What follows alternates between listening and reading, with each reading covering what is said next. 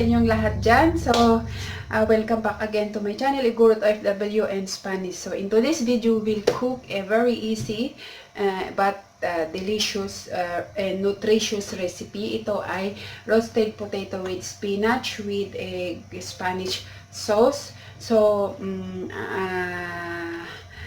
masustansya sa at madaling gawin. So, kung ito ang gagamitin nating sauce, is made from Spain. Kung wala kayo, kung anong sauce na gamitin nyo pala, ito optional pala. Kung anong preferred nyo yung sauce, pwede. Pero ang ingredients dito ay potato at saka spinach. I-roast natin yung potato on the oven at saka yung i-fry natin ng konti. Igisa natin yung spinach. So, ayun. So, mag-start na tayong mag-cooking. Coming up! Natin ang ating potato ng cubes. Muna. Ayan. Ganun siya, oh.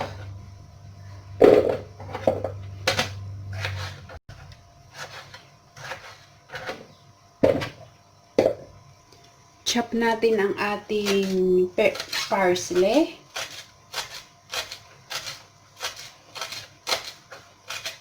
Be sure to chop it in very thin.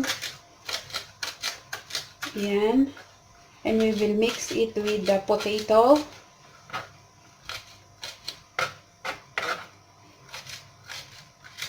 Okay, ganyan.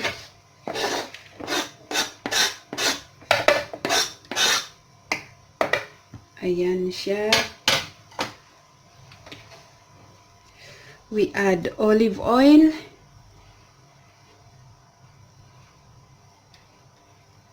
Ayan, wala na. And we add salt.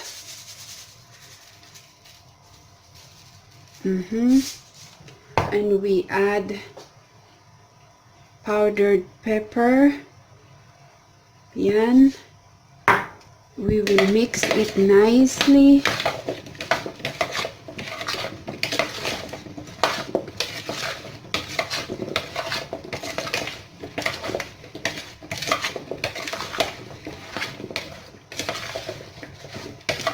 Okay.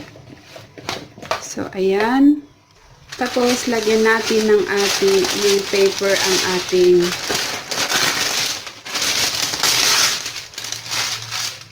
oven tray.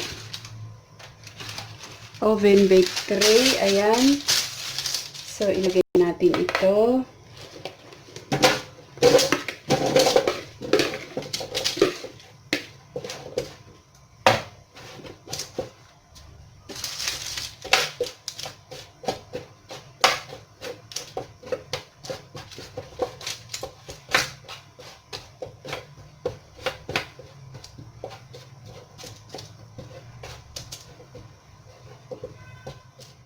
Okay. Nilagay na natin sa ating oven para i-roast natin siya ng mga 20 to 30 minutes sa 240 degrees. Ayan. Kuha tayo ng ating spinach. Ito, fresh spinach. Ayan, tapos hugasan natin siya. Lagyan natin dito. Ayan. Okay, tapos hugatan natin siya. So, after we will watch our spinach, i-cut natin siya ng maliliit. That's it. Mga hati-hating pieces lang siya. Ayan. Ganyan.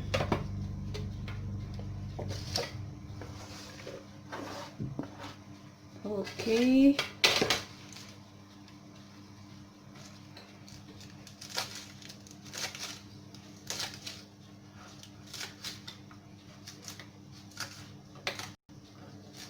Okay. So, ayan, igisa na natin ang ating spinach. Lagyan natin ng olive oil, virgin olive oil. Tapos ilagay natin ang ating onion, minced onion. Yan.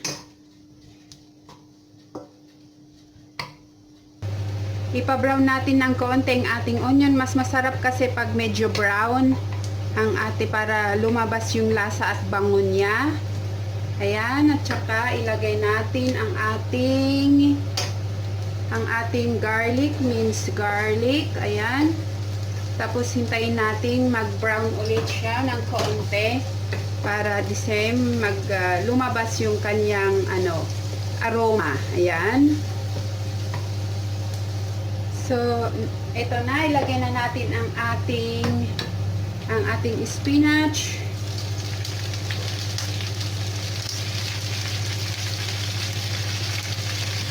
That's it.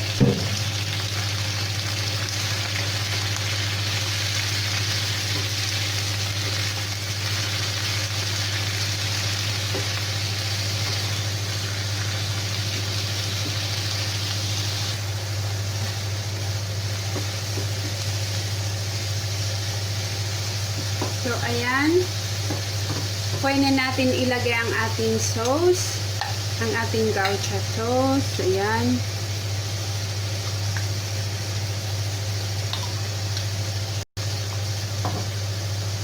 Okay.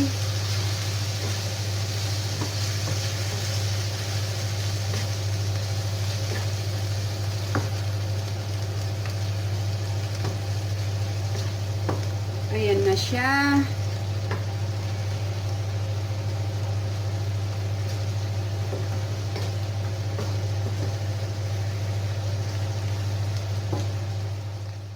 Hindi kailangan na, as I said a while ago, hindi kailangan na ito ang gamitin yung sauce. Kung ano ang preferred yung sauce, yun ang gagamitin nyo. Pwede kayong gumamit ng yogurt, pwede kayong gumamit ng mayonnaise, o kaya yung barbecue sauce, pwede din. Ayan. So, as you preferred na sauce. Ayan. So, ito na ang ating toast potato. So, ilagay na natin. Yan. Nahulog ang isa.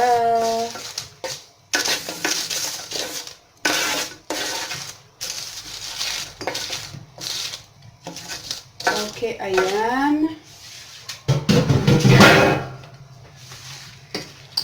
Ayan na siya. Tapos ihalo lang natin siya.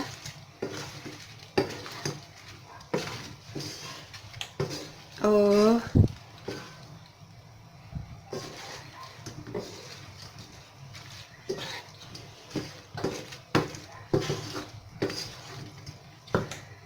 Okay.